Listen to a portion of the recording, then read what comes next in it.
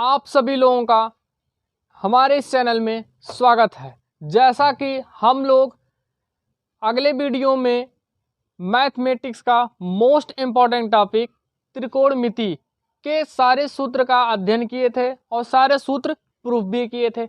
आज हम त्रिकोणमिति का एक मोस्ट इम्पॉर्टेंट टॉपिक त्रिकोणमिति की सारणी अर्थात इसका टेबल बनाना सीखेंगे, जो कि बहुत ही सरल और आसान तरीके से सीखेंगे। तो अब हम देखते हैं कि इसकी सारणी कैसे बनती है और सारे वैल्यू कैसे याद होंगे। तो देखते हैं, हम 0 का अंश निकालते हैं, 30 का निकालते हैं और 45 का, 60 का और 90 का।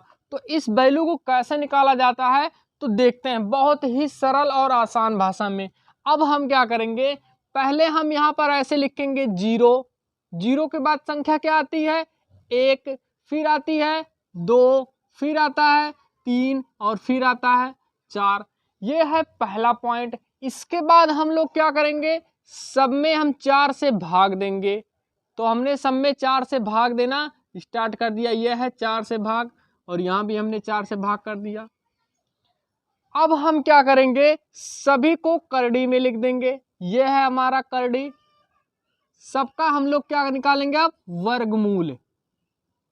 तो अब हम देखते हैं, पहला जो मान आएगा वह आएगा साइन थीटा का। तो यहां से देख सकते हैं, जब हम किसी संख्या को 0 में भाग देंगे तो वह आता है 0।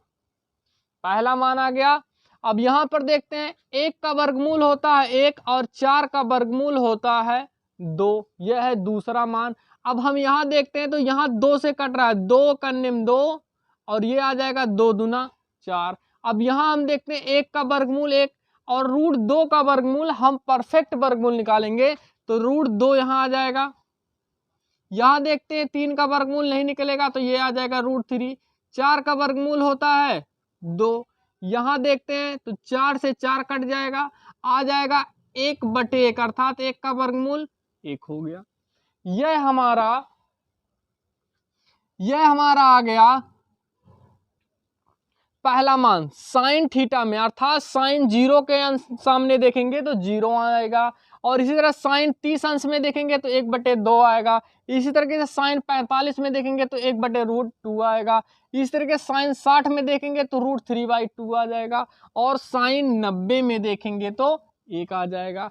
अब हमने क्या किया, हम वैल्यू इधर से इधर लिखे, अर्थात अगर साइन दिया जाए तो हमने वैल्यू क्या किया, इधर से इधर लिखा।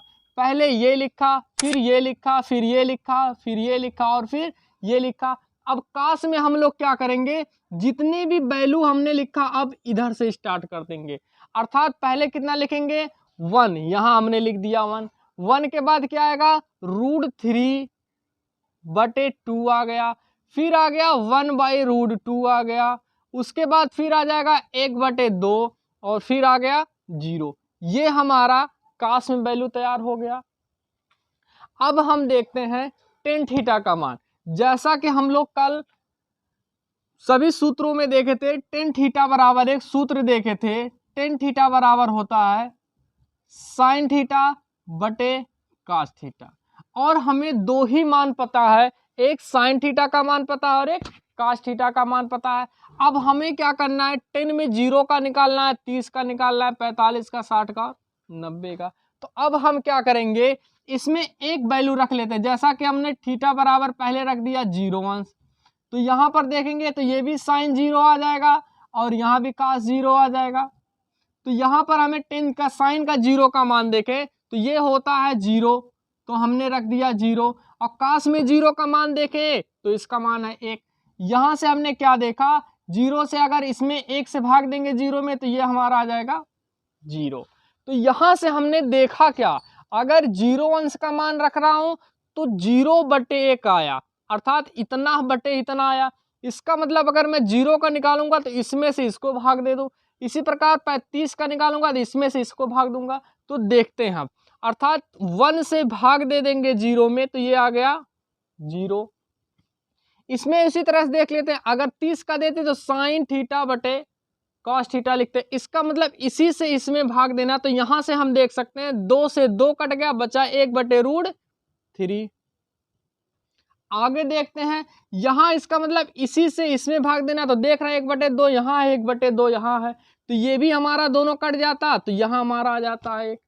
आगे देख सकते हैं यह √3/2 और इसका बटे करते हैं तो ये 2 से 2 कट जाता, ऊपर बचता √3। आगे हम देखते हैं ये है 1/0 और इस बात को हम इसे अच्छे से याद रखेंगे इस नोट में कि जब भी हम किसी संख्या में यदि 0 से भाग देते हैं तो वह आता है अनंत, और इंग्लिश में इसे कहते हैं इनफाइनाइट। तो यहां पर आ गया इनफाइनाइट। तो यह था 3 वैल्यू। अब इस तरह से हम 3 वैल्यू और निकालेंगे जो कि वो बहुत ही सरल और आसान तरीके से। तो आगे देखते हैं हम, जैसा कि हम लोग कल देखे थे साइन थीटा, और साइन का उल्टा होता है 1/कोसेक थीटा। तो यहां से हम लोग क्या करेंगे, साइन थीटा का उल्टा निकाल ले रहे हैं कोसेक थीटा। इसका अर्थ क्या होगा, यदि मैं कोसेक थीटा बराबर लिखूं ये आ जाएगा 1/साइन थीटा, यही आएगा। अब यहां पर हम लोग अगर वैल्यू देखें तो 0 अगर थीटा का मान निकालना है तो यहां हम लोग 0 रख देंगे, तो यहां भी आ जाएगा साइन 0, और साइन 0 का मान होता है 0, यहां हम देख सकते हैं। तो अब हम क्या करेंगे, इसमें से भाग देंगे। तो अभी हमने देखा जब 0 से किसी संख्या में भाग दिया जाता है तो वह हमारा क्या आता है, इनफाइनाइट। अब हम देखते हैं इसमें ये, तो यहां से हमने क्या सीखा, कोसेक थीटा बराबर 1/साइन। इसका अर्थ क्या हो गया, सबका इसी का उल्टा लिखना है साइन का। तो 1/0 का मतलब आ गया 0 से जब भाग दिए तो इनफाइनाइट आ गया। इसी प्रकार इसका अर्थ हो गया, अगर मैं इसका उल्टा करूं तो ये उल्टा हो जाएगा, आ जाएगा 2/1, और 2/1 का मतलब 2 होगा। इसका मतलब इसका उल्टा करना है तो ये आ जाएगा √2। इसका उल्टा यदि कर देंगे तो ये आ जाएगा 2/√3, और 1 का उल्टा करेंगे तो 1/1 अर्थात 1 ही आएगा। अब हम आगे देखते हैं, इसी तरीके से कास का उल्टा होता है सेक थीटा। तो आगे हम देखते हैं,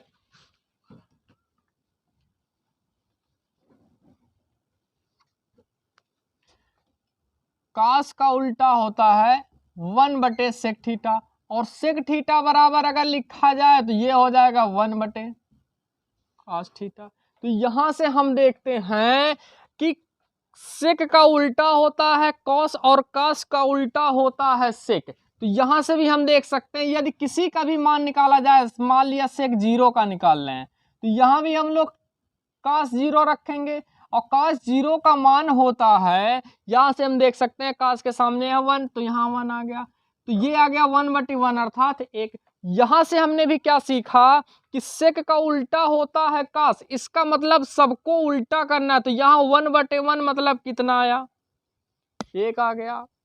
और देखते हैं उसके बाद इसको भी उल्टा करेंगे तो ये आ जाएगा 2/√3, और इसको भी उल्टा कर दें तो ये आ जाएगा √2, इसको भी उल्टा कर दिया जाए तो ये आ जाएगा 2।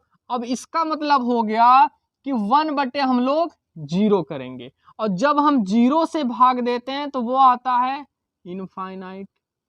यहां से हम कुछ स्पेशल पॉइंट भी सीख गए। अभी हमने साइन ये लिखा था सब वैल्यू निकाला, तो कास का जब निकाला तो इसका सब वैल्यू उल्टा लिखा था ऐसे।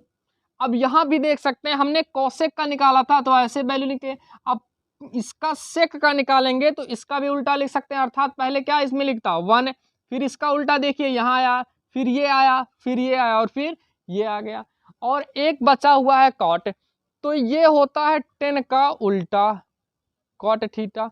तो यहां से हम देख सकते हैं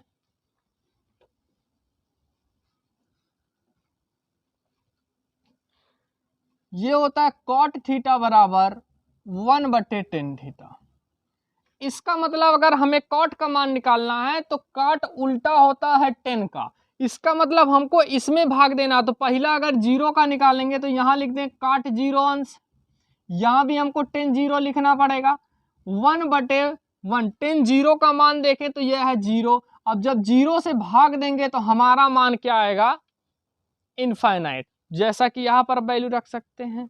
इसका मतलब 10 का उल्टा है काट, तो काट का उल्टा 10, इसका मतलब इन सबको उल्टा करना है। इसका उल्टा करेंगे तो ये आ जाएगा √3, और 1/1 करेंगे तो 1 ही आएगा। इसका उल्टा लिख देंगे तो 1/√3 आ जाएगा, और इसका उल्टा करेंगे तो 1/∞ करेंगे, और 1/∞ का मतलब इसका मान हम लोग लिखते हैं 0, 1/0, तो इसका गुणा यहाँ हो जाएगा तो ये 0 आ जाएगा /1। अब जब 1 से भाग देंगे तो हमारा मान आ जाएगा 0। यह है त्रिकोणमिति का सारणी, या इसी को हम त्रिकोणमिति का टेबल कहते हैं। यह था त्रिकोणमिति का टेबल, जो कि बहुत ही सरल और आसान भाषा में आपने सीखा। यदि जो बच्चे इस चैनल पे नए हैं वो बच्चे चैनल को लाइक, सब्सक्राइब और शेयर करें, ताकि आप लोग नया वीडियो जैसे ही इस पे डाला जाए तो आप लोगों के पास नोटिफिकेशन पहुंच जाए, जिससे आप लोग क्या करें, सरल से सरल भाषा में और आसान से आसान तरीके से आप सीख सकें। धन्यवाद।